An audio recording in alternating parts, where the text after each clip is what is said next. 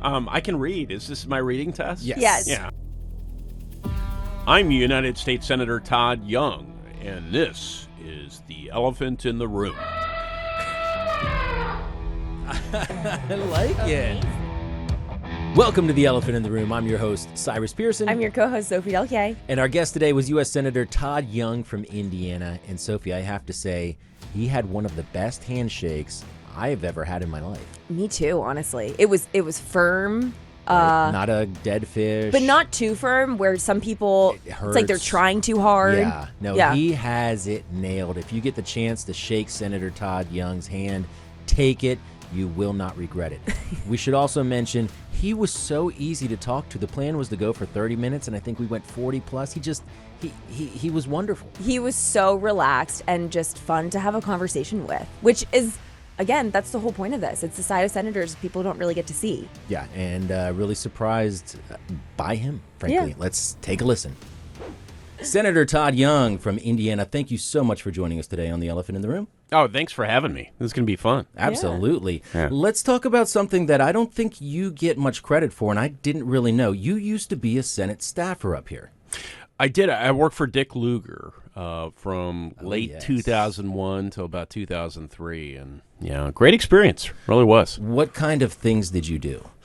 I was, the deal here. I mean, and first, in order to find a job on the Hill, you sort of have to be on the Hill. Yeah. And so I actually did a brief stint at the Heritage Foundation for a couple of months. And that was right when W was coming into office, and gave me an opportunity to look around for a job on the Hill, and they sort of understood that.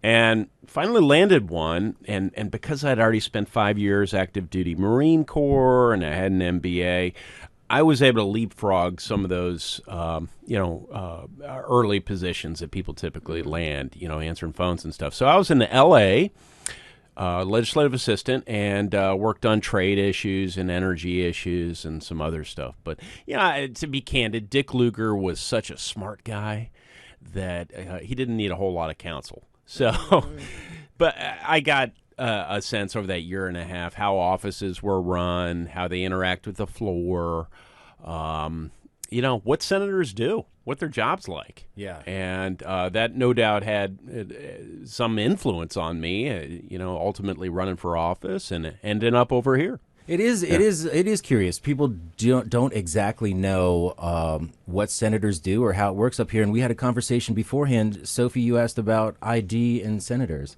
Oh my gosh. Yeah. Well, we were just joking around before, when a senator comes into the Capitol, we all have staff IDs for people who are listening and don't know. Senators don't have IDs to show you as Capitol Police, right? I mean, do they just kind of recognize the senators? And they do. And sometimes I think they fake it. I mean, they're really good, the people around here, like the security guards. Yeah. But you can tell. Sometimes they look at you and they think, kind of middle-aged guy. He's got a suit on. Right. I'm not sure it's tied real well. I'm not sure he's a senator, but I don't want to call him on it, right? Because I don't recognize all the Democrats, so I just... But to your point, Sophie, I mean, we have ID, but we're never asked to show it, really. Yeah. So I know the security personnel are charged with memorizing all our faces, but that can be hard. Yeah. Very Especially hard. when you're, traveling by 5 miles, 10 miles an hour sometimes in your car. Yeah. Silly question, but Yeah. I was just it came to my mind. I'm like, how do they... You know what? Great answer, though. Great answer. Let me ask about your experience as a staffer. Does that shape the way you treat your own staff? It must, in some respect. Absolutely. I mean, I think in any organization, it helps the leader to understand, what those who are working in the organization have been through. And so I have some experience with that. I know what it's like to be on all kinds of teams, but to be on a Senate staff team is, it's unique. We empower young people with a lot of responsibility around here. I don't think the vast majority of Americans understand that. And why would they? I mean, we take somebody right out of college with liberal arts majors and basically say, learn this portfolio of issues, brief a United States senator, advise him or her how to vote, craft legislation for them. I mean, that's a lot of responsibility. In some respects, more responsibility than I was charged with in the Marine Corps as an officer. Wow. Wow. You know what? You're touching upon something I noticed immediately when I came here. I went to school in Montana. I stayed out there 4 or 5 years, and then I came over here, and the entire staff, except for some of the senior positions, was made up by 20-year-olds. Yeah, it's young. It was shocking. It's young. It's hard for me to believe. I mean, I have a daughter. She'll soon be 18. She's going off to college, and she's just a couple of years younger than Is she a lot of people interested? on my staff.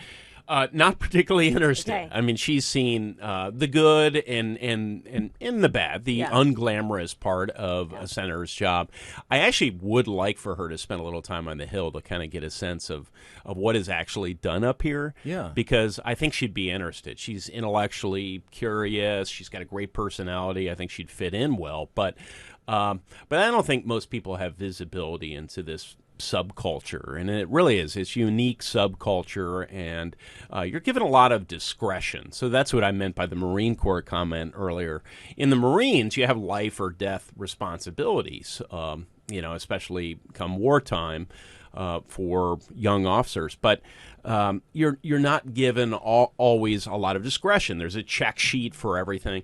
Here you're given some, broad brush responsibilities, and there's not an instruction book. Right. You just sort of figure it out. You ask questions. You observe others. You learn how to form and work within a team, and that too is like a really unique skill set. Very important. So we've got a great culture in our office. I'm sure a lot of my colleagues would say the same, but I love it. I think it's really healthy, and I think there's a big advantage to relying on a younger workforce to get things done. It just projects a good message to my constituents that we're on our game and excited about the future, and kind of keeps me fresh. Yeah. Let's get back to your military service, and we have a ton to talk to you about, but just a few lighter things here. There is a Senate candy desk. Can you tell us about that? Yeah. So the Senate Candy Desk, it's a great tradition going back a couple of generations, and it's one desk that is the designated desk in which candy is able to be stored on the Senate floor, and so different senators from different states over the years have showcased their in-state goodies in the candy desk, and it's sort of a coveted institution. So Pat Toomey from the great state of Pennsylvania, with a storied history of chocolate and all kinds of other candies, just vacated the desk at the end of last Congress, and I seized it when we picked our new desk. So you picked them? I picked. Okay, I thought they were assigned. They're assigned, but based on whatever preference you have. So no one that is senior to me had chosen the candy desk, and I picked it. So we've stocked it with all kinds of great stuff. South Bend chocolate, Albanese confectionery, gummy bears. Oh my! I had no idea. Explain this Albanese gummy. I had no idea they were from Indiana. They've always been my favorite, and your team was so gracious. They brought us a little holiday goodie bag. Oh, those with were the delicious. Albanese. That's right. Thank you. They are. they're so I'm glad. I mean, this is it's like a commercial right now for Albanese I know. chocolate. Not Candy, sponsored. confectionery. But it's delicious. It's a good way for me to promote the in-state stuff. But I don't like lots of candies. Yeah, me neither. But some of my colleagues are big sweet tooths, and I do have to say, I mean, I like all the candies we put in that desk too, and so it's fun. It's a fun tradition, and these days there's so much negativity in our politics, and sometimes that's what gets people's attention. But this is one of those feel-good stories that got tons of play across the state, and we've had fun with it. We've That's had fun with it. awesome. As long as we're promoting things from your state, popcorn is pretty big in your state, right? Yeah. I mean, if somebody out there has eaten popcorn, chances are they've eaten something from Indiana. Last time I checked, we were number 5, if I recall, in the country, somewhere around that in terms of popcorn sales, which is a big deal. I mean, we're not the largest state in the country, and so we're a major ag production state. Popcorn's amazing. Orville Redenbacher He's from Indiana. Yeah, we all know his name. Popcorn guy. Yeah, big popcorn guy. I have to say, too, he's from Brazil, Indiana. Yeah. There is something in common between Indiana and Ohio where there's all sorts of town and city names. Like there's, I know there's Lima, Ohio, like Lima, Peru. Yes, There's yes, Brazil, Indiana. What's up with that? You have Santa Claus, Indiana. Santa Claus, Indiana. We've got all kinds of funny names. I was about to tell an old joke about French Lick, Indiana. But she's French. We should. Yeah, we should hear it. exactly. But a lot of funny names, French names too, Yeah, but they're yeah. not pronounced in a French way. I've so heard Versailles. It's Versailles, Indiana. It's definitely not Versailles. Versailles, Indiana. Yeah. They know you're not from their parts if you say Versailles, Indiana, Lafayette, Indiana, Yeah. not Lafayette. Right. Right. It's so funny. Yeah, it is. Why is that actually? We're Americans. We're like we love our independence. We like to put our own spin on things, and I think we do it to tweak the Europeans sometimes. Too. I think it's good. You. Stubbornly say, no, this is need our it. town. Yeah. It might have been your name a long time ago. It's our name now. I might be French, but I'm still a patriot. I'm with you on this one. There you go. Let me really roll the dice on this one. Are you a fan of Taco Bell? God, I love Taco Bell. Really? You've been briefed, no doubt. No, I don't know where I heard that. So it's become a thing. It's become a thing, especially on my campaigns. But as I get around the state of Indiana, it's pretty, as fast food goes, pretty healthy. But I'm not going to pretend this is a health food choice. It's just delicious. I like the classic stuff, the bean burritos, the tacos. And when I'm going around the state, there aren't many Taco Bells I don't think I've visited, right? And That you haven't visited? that I haven't visited. Yes. I like getting the mix right on your beverages is really important too. Ooh, And they a connoisseur. Oh yeah, Or they've got connoisseur. Yes. their in fountain Indiana. drinks are just perfect. So you I still get go the in and Diet get your Dew Taco in there. Bell. Yeah. Oh, I go where possible. Yeah. I go in and sometimes I've been known to $15 through the drive-through late at night. Just, that was I got to get my exercise in when I'm doing that, but just that'll buy a lot of Taco Bell on the my value menu. goodness. When did that start for you? Was it campaigning and just it I hit the sweet spot one time? I think it preceded my political involvement, but when I started to go around then the congressional district in southern Indiana, it was just like a good go-to place that had reliably good food, Right. and I didn't have tons of money, but I've just stuck with it. I don't like to change if I got something that I'm comfortable That with. works. Yeah, that Same. works. Same. So that's it too. Do The whole you- status quo bias. I just Taco Bell. Do you go with the soft taco or the hard taco? I go with I like the soft tacos.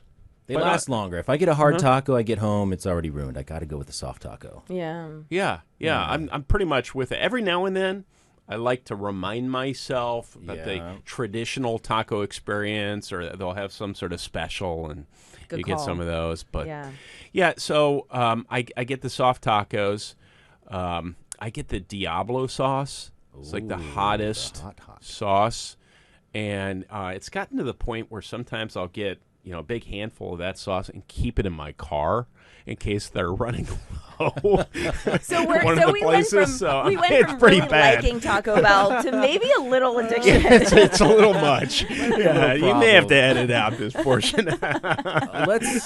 Let's talk about one of the ways maybe you stay in shape. Because Sophie, I don't think you're going to deny this is a guy you can clearly see he's in good shape. You Have don't a future in wear politics. you don't wear the look Taco at this. Bell. Look at this. Oh, that's awesome. I don't think this is AI generated. You're a fan of soccer, is that true? That's right. That's right. A and fan, a former participant, and an occasional dabbler. That's a picture from they just held up from several years ago at the congressional soccer match.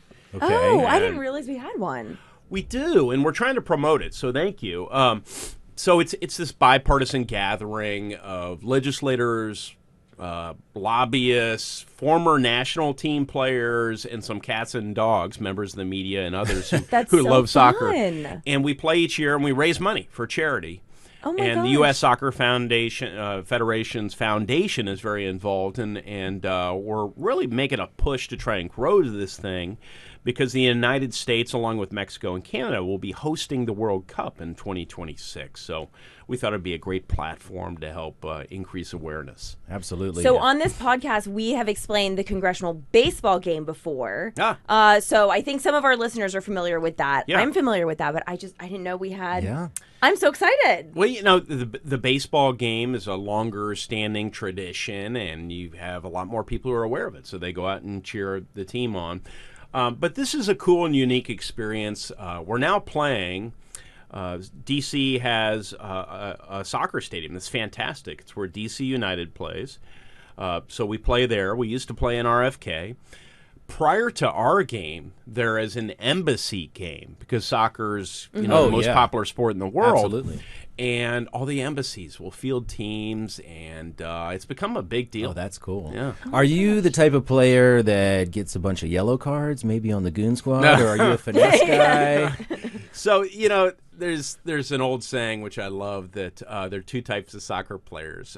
They're piano players, and we all aspire to be a piano player, and then they're piano carriers. I love it. Right? And I think I like to style myself a mix of both. A hardcore kind of Midwestern kid that wouldn't hesitate to do what you had to do to win.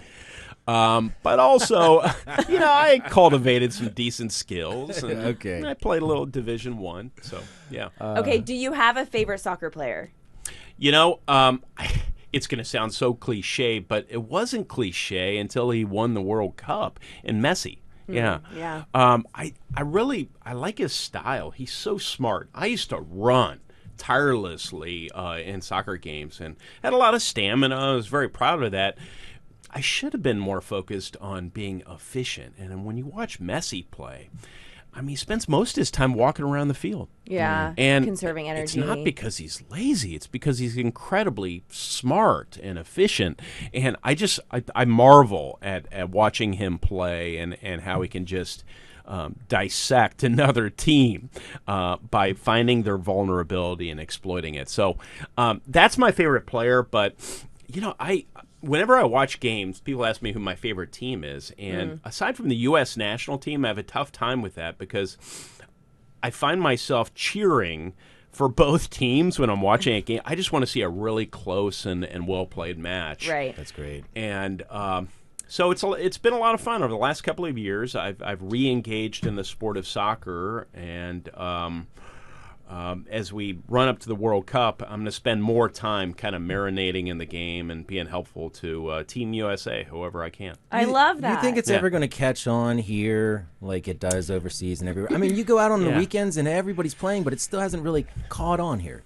Yeah, and there are a lot of theories about why that is. One of the main theories is that when our big money sports, basketball and football and baseball, really came to the fore when television hit, we didn't have a professional soccer league at the time. Yeah. And it was only sort of after the fact that professional soccer has had to spend tons of money and kind of almost run against the wind. Yeah.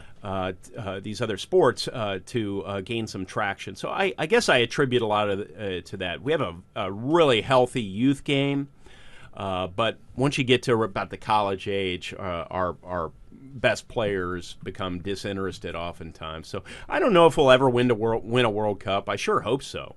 As recently as the last couple of decades, we've had a top 5 or 6 team in the world.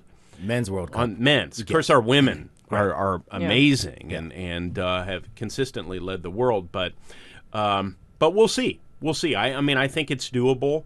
You'd think in a country of 320 million people, well-fed, great athletic programs. There's also a ton of Europeans that come here. Yes. So it's frustrating to me when South Americans. when we get beaten by Trinidad and Tobago. We're like, that shouldn't happen, right? Yeah. I don't care what the excuse is. Pop culture question. Yep. Have you watched Beckham docuseries on Netflix?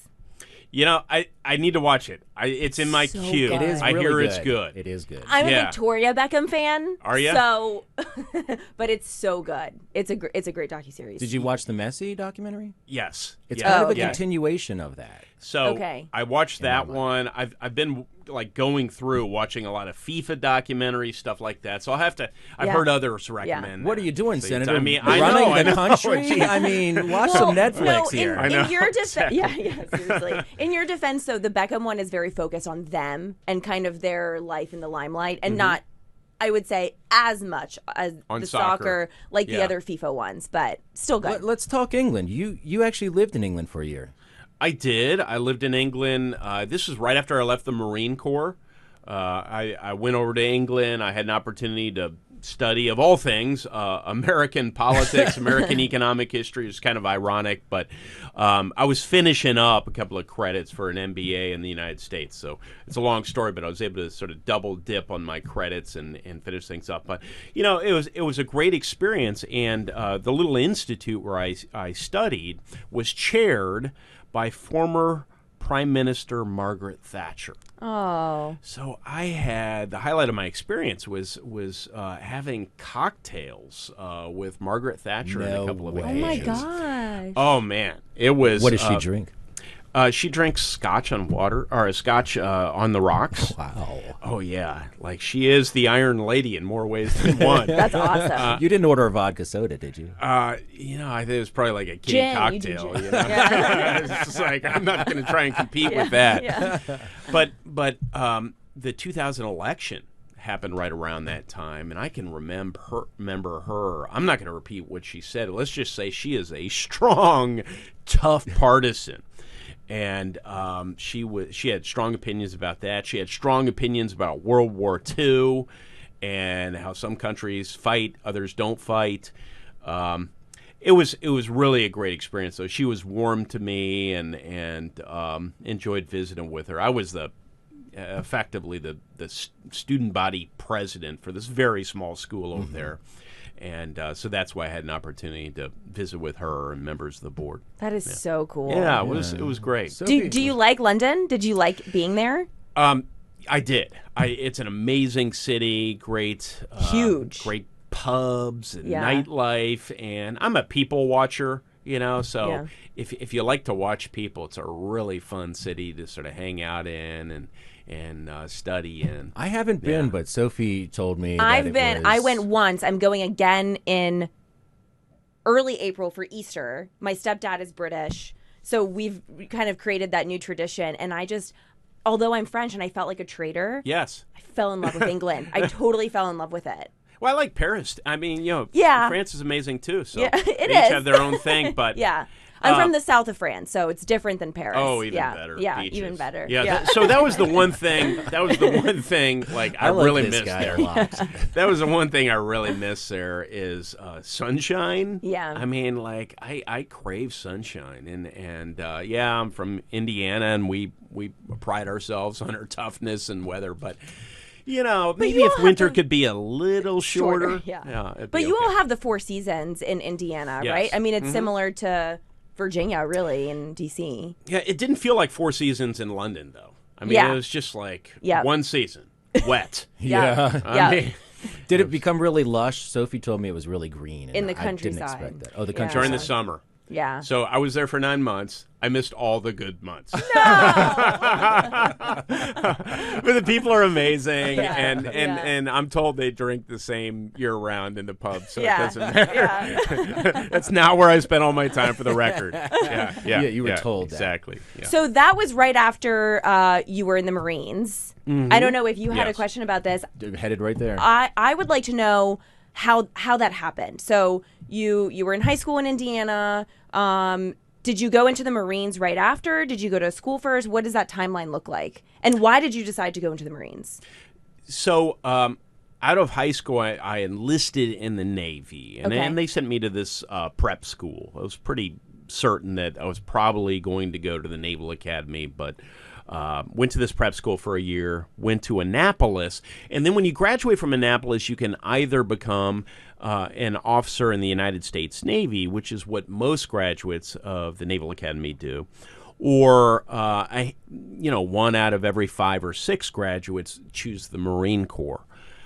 So I always gravitated towards sort of jobs in the military that involved a lot of emphasis on human personnel management, managing small groups of people. That's sort of the essence of the Marine Corps. A little less on high technology, more on rolling around in the dirt and field tactics and directive leadership. So that's what I did. I was a intel officer in the Marines. And post 9/11, I was in pre 9/11. But post 9/11, you started to see even more. I think it rose to about 1 of every 4 graduates choosing the Marine Corps. As it turns out, our young people are, especially those who go to Annapolis, there's part of them that wants to see action, wants to see combat, and that's where the fight was. Yeah. Is there a downturn in the amount of people volunteering for the military now, and is that concerning to you? There is. Broadly, across services, you're seeing challenges recruiting. And some of that, I think, is no doubt related to the culture of the military. Sometimes I think it gets overstated, but there is an element in our military that is, some would say, woke-ish, right? Focused on some far-left, crazy views about the world, about our country. They're a little too self-critical at times of our country and our history. Yeah. And our young people, especially those who are inclined to join the military, they don't want to feel like victims. They want to celebrate our country. They want to fight on behalf of it. Tell me why I should believe in the country. And so I think that's undermined our recruiting. But the Marine Corps, uniquely among the services, has been meeting most of its targets and continues to attract next generation warriors. Yeah, great. You served on the border. Is that true? I did. What does that mean? What did you do? What was that like? In my case, I worked with drones. Okay. And we collected video of people who were crossing the border illegally. This is way back in the 1990s. So, we've had challenges for a long period of time. And this is while you were in the Marine Corps? Yeah, while I was in the Marine Corps.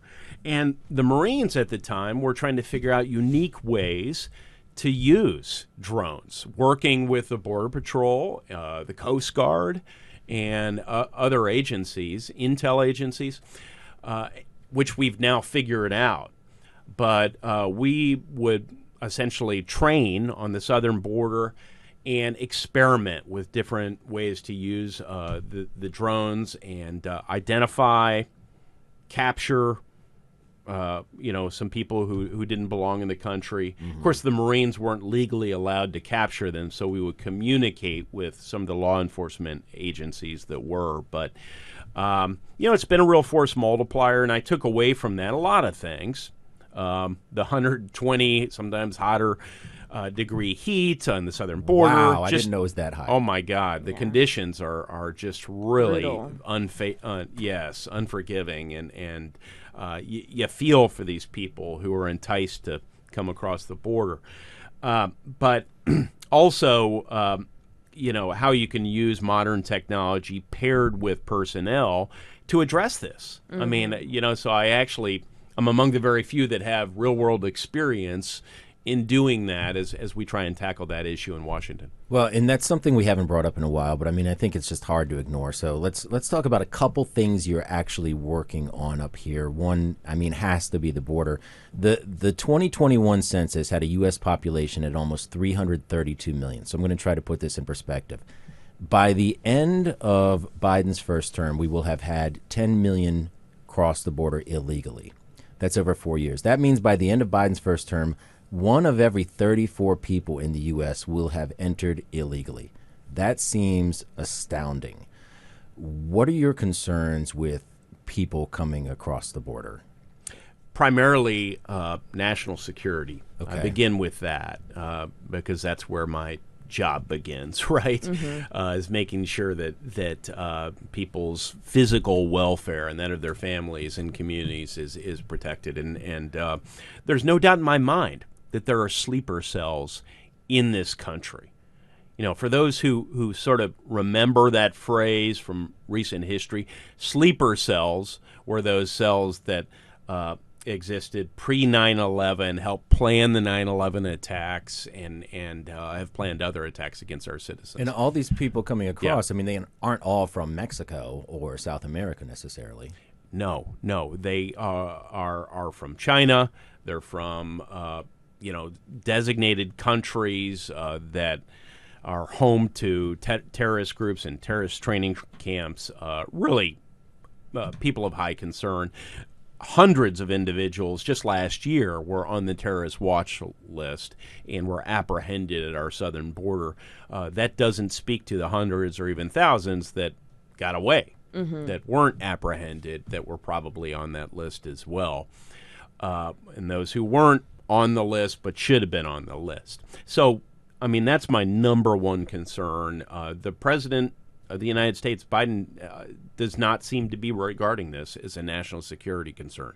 It's wholly a domestic, sort of political, even a racial and ethnic issue. Let's state it for what it is. There are elements of the National Democratic Party that either subtly or directly have been saying for a long period of time that you are essentially a racist or a nativist if you want to close off our southern border from the illicit flood of substances like fentanyl and crazy. Individuals, including young children, across the southern border. So I just mentioned another couple of issues, brought them into it. One is turning the state of Indiana and other states into border states effectively by flooding our streets with illegal narcotics that are killing our young people and others. Yet another issue is criminal activity, all sorts of criminal activity conducted by professional criminals, heads of professional criminal organizations and cartels in places like Indiana, leading to gang activity. Then there is the selling, the trafficking of It just doesn't stop. young girls and boys in particular, but not exclusively. It doesn't stop. Well, it's I just a saw- parade of horribles. It is. Arizona Governor Katie Hobbs, there's a number of articles. She's a Democrat. She's demanding the federal government reimburse Arizona for over $500 million they've spent on migrant transportation, drug interdiction, and law enforcement. And that's not all. She promised to seek reimbursement regularly. So we give up a good portion of our paycheck to pay taxes.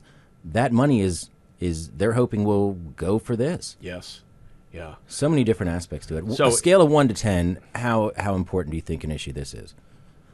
Yes, my constituents, it's a 10. And It's the number one issue in the country, at least among my constituents right now. And what is your perception on a 1 to 10 scale of how important the administration is treating it? A 3. Wow. Yeah.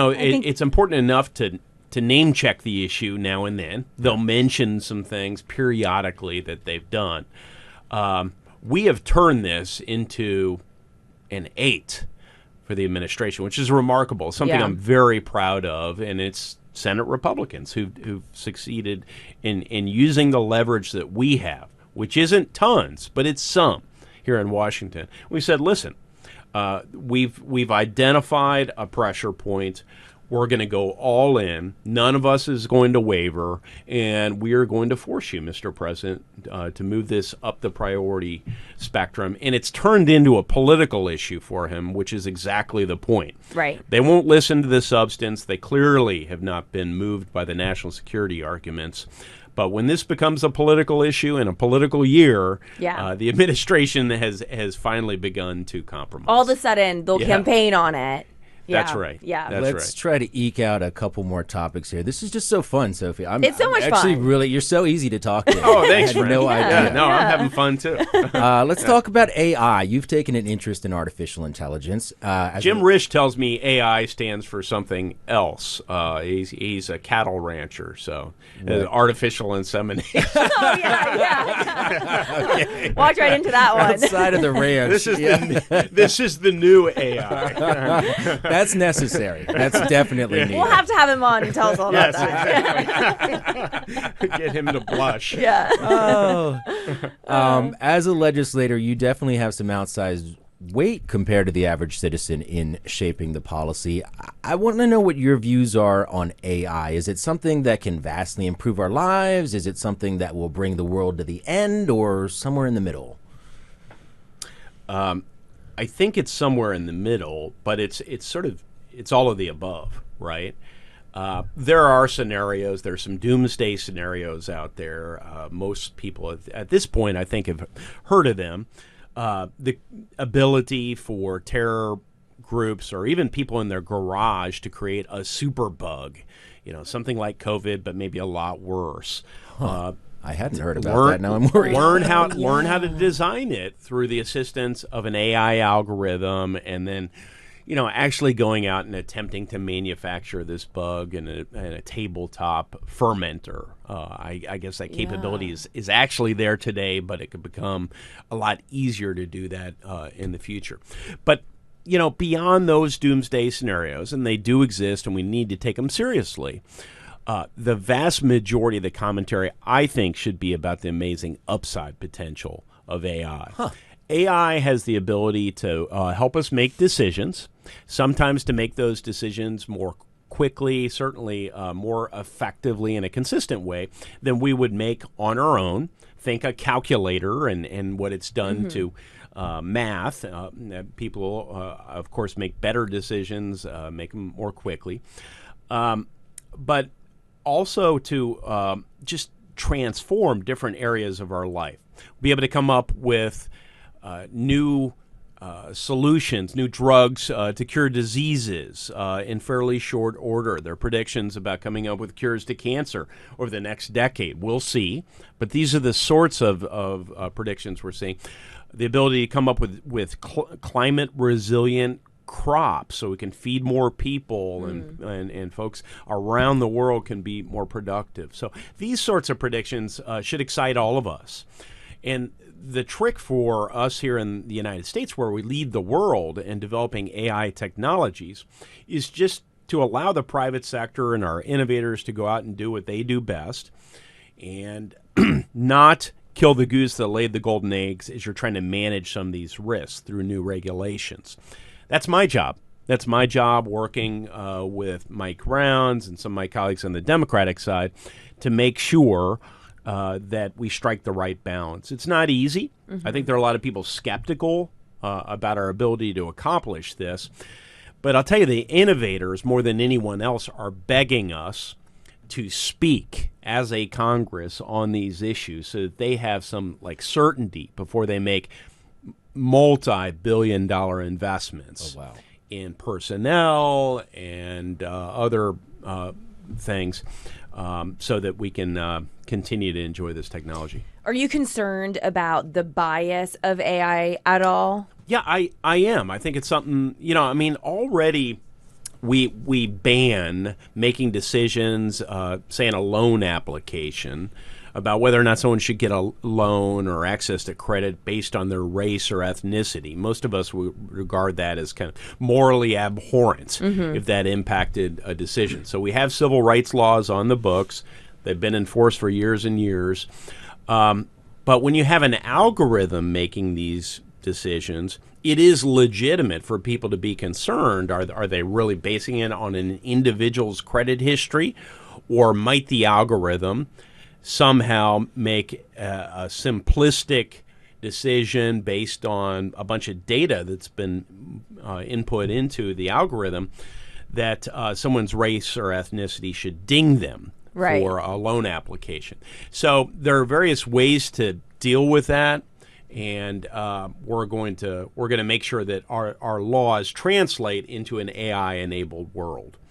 And so that's one of the tasks before us. And I should emphasize, though I'm involved in this effort, working with Rounds and others, the committees themselves are going to be really active in coming months and even years in trying to adapt our laws to this brave new world of AI enablement. Yeah. I saw Senator Josh Hawley talking a lot about AI last week too, in some committee hearings. He's been and will continue to be one of the leaders in this space. Yeah. Well, I asked ChatGPT to come up with some questions, and they were a bunch of trash. So I'm just going to get rid of it. You know, it's hit or miss. Yeah. It's hit or miss. There are certain things that ChatGPT does a really good job at, others not so much. Yeah. I asked them recently, it was a program like ChatGPT, to come up with a Norman Rockwell-like scene.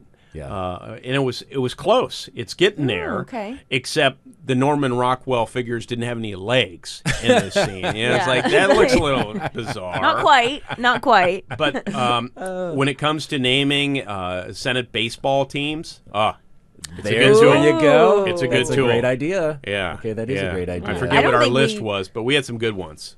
I don't think we used AI to come up with this one. We had Carly. We had real intelligence. She's so smart. She's basically as AI. You know, I mean, I can't really even do it justice by painting a verbal picture here, but you've got some good-looking graphics in here. So I would not. I'd stick with the human development. We have an amazing good. graphics team, and that is a huge compliment. Thank you, Senator Young.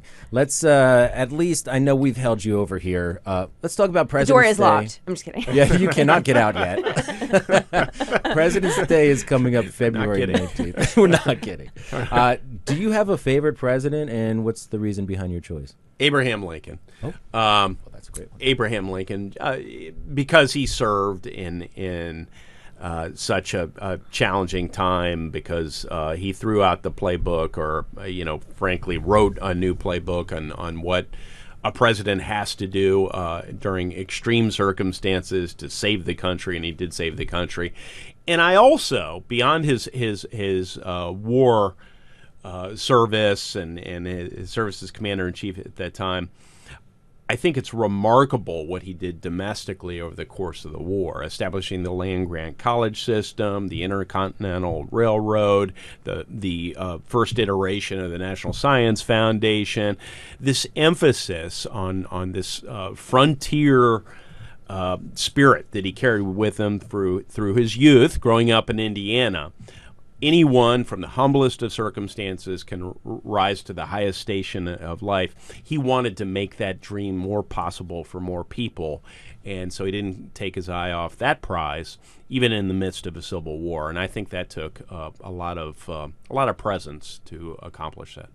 My dad Great gave me a answer. book called "The Wit and Wisdom of Abraham Lincoln." Yes. A lot of short. Do you know that book? I've seen it. I've seen that book. My favorite Abe Lincoln book is a David Herbert Donald biography. But yeah, Wit and Wisdom. He had a lot of that. Yes. And so, I mean, while you're here, I want people to get to know you. So last question, I promise on my part. Cyrus. I've got to keep them here. That's right, Cyrus. Are you a big reader?